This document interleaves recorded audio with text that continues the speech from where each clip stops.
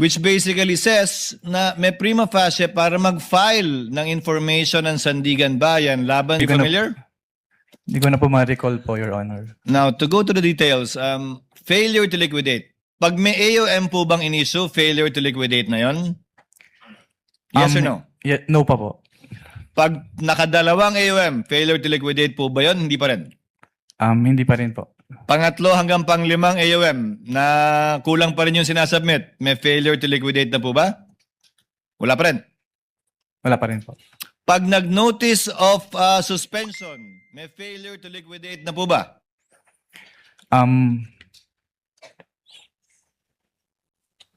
May failure to liquidate na po ba sa inyong interpretasyon? Dahil auditor naman kayo, kapag ka nag-issue na ng notice of suspension.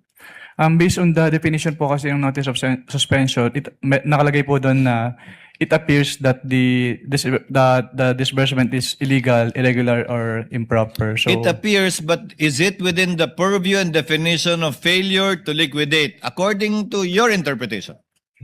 Failure to liquidate na po ba yun? Hindi pa. Pag may notice of suspension, failure to liquidate na. Notice of disallowance, failure to liquidate? yes po, pag naglabas po ng decision si Commission Proper, yes po. Petition for certiorari is a grave abuse of discretion. Pero ang nakalagay po sa aming rules po kasi, from the moment na magkaroon ng final decision, pwede na po siyang i-refer to the Office of the Ombudsman for the filing of the criminal Hindi ko charge. sinasabing final na po ba yun? Meaning may failure to liquidate na at final na yung finding na yun o hindi pa kapag ka inapila sa Korte Suprema?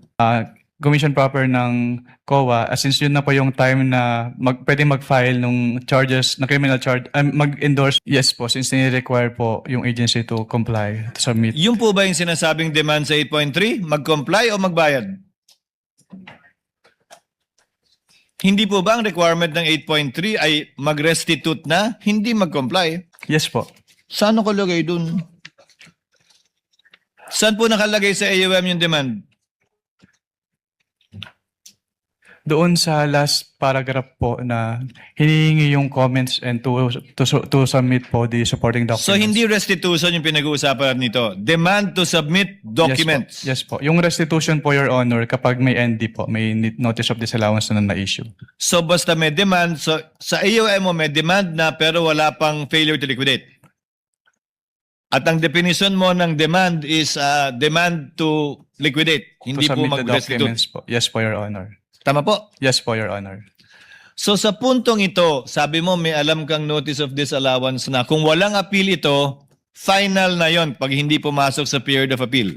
Yes po, naging final na executory po siya, Your Honor. Finally, as a lawyer, if it is appealed to the Supreme Court under whatever relevant rule, 45 or 65, as a lawyer, does that make the decision of the COA final, or does that mean it's not yet final until and unless ruled upon by the court with finality?